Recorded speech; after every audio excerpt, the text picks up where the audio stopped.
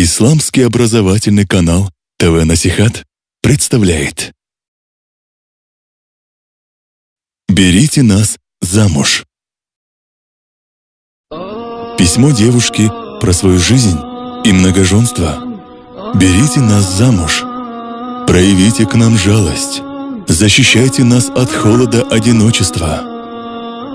Когда я приблизилась к 20-летнему возрасту, как и любая девушка, мечтала о молодом парне, соблюдающем каноны религии, с благородным нравом, размышляла, строила мечты, как мы будем жить, воспитывать детей и так далее. И я всегда спорила с братом, а иногда с дядей, о многоженстве. Они пытались переубедить меня, но я упрямилась и не желала их слушать. Говорила им, что абсолютно невозможно, чтоб со мной в жизни мужа участвовала еще одна женщина. Абсолютно невозможно, чтоб я делила своего мужа с другой. Иногда по моей вине происходили проблемы между другими супружескими парами, потому что мужья хотели жениться еще раз, а я натравливала жен против своих мужей, чтобы их охватил приступ гнева против такого решения. Но прошли годы в мечтах и ожидание принца на белом коне. Я все ждала, а он задерживался, но я продолжала ждать. На пороге уже было 30 лет. О, Господи! Что же мне делать? Выйти и поискать жениха? Скажут, какая бесстыжая. Так что же мне делать? Мне остается только ждать.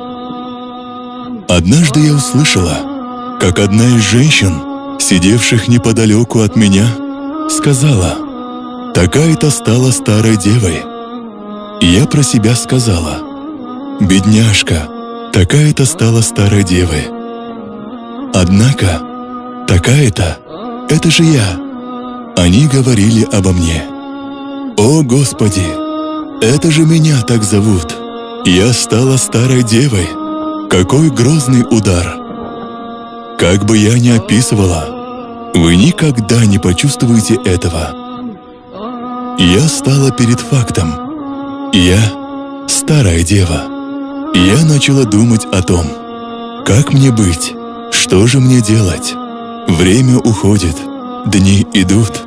Мне хочется кричать о своей боли. Я хочу мужа, под тенью которого я буду находиться, который будет помогать мне и который будет решать мои проблемы. Я хочу жить, хочу рожать детей, наслаждаться своей жизнью. В один день мой старший брат приходит ко мне и говорит: «Сегодня приходил мужчина, чтоб свататься к тебе, но я отказал ему». Не задумываясь над своими словами, я воскликнула: «Почему же? Тебе не стыдно?» Он мне ответил: «Потому что он хотел взять тебя второй женой, а я знаю, что ты против многоженства». И я чуть не закричала ему в лицо: «Но почему же ты не согласился? Я согласна быть второй, третьей или четвертой женой». Именно сейчас я постигла мудрость религии в многоженстве. И это всего лишь одна мудрость, которая заставила меня согласиться. А как же с другими его мудростями? О Аллах, прости мне мои грехи. Поистине, я была невеждой. Я делаю к мужчинам: женитесь на одной, двух, трех и четырех при наличии возможностей и условий соблюдения справедливости. Избавьте нас от мрака одиночества. Мы ведь тоже люди, как и вы, чувствуем и испытываем боль. Защитите нас, проявляйте к нам жалость. А это обращение я направляю к моей замужней сестре, мусульманке. Восхваляй Аллаха за ту милость, благодаря которой ты не испытывала муки старой девы или женщины, оставшейся без мужа. Я прошу тебя не сердиться. Если твой муж захочет взять в жены еще одну, не препятствуй ему.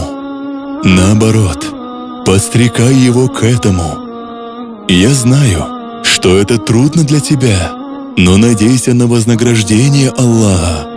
Посмотри на состояние своих сестер по вере, среди которых есть старые девы, разведенные, вдовы. Считай их своими родными сестрами, и ты получишь великую награду за свое терпение. Может быть, ты скажешь мне, для нее найдется свободный мужчина и возьмет ее жены, а я говорю тебе, посмотри статистические данные населения. Поистине, число женщин намного выше, чем мужчин. И если каждый мужчина возьмет в жены только одну жену, то большинство женщин останутся незамужними, старыми девами.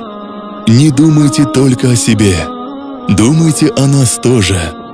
Умираю от сильного гнева, когда вижу мужа, держащего за руку свою жену. Чувства мои бунтуют, однако бесполезно. Не является секретом ни для кого польза от многоженства. Поистине, оно является одной из сильнейших опор сохранения целомудрия и одним из величайших путей привлечения добра, благодати и увеличения удела. И это знают обладатели веры и знания. И если ты не обладаешь мужеством для многоженства, то отправь это тому, кого считаешь обладателем такого мужества. Ваша незамужняя сестра.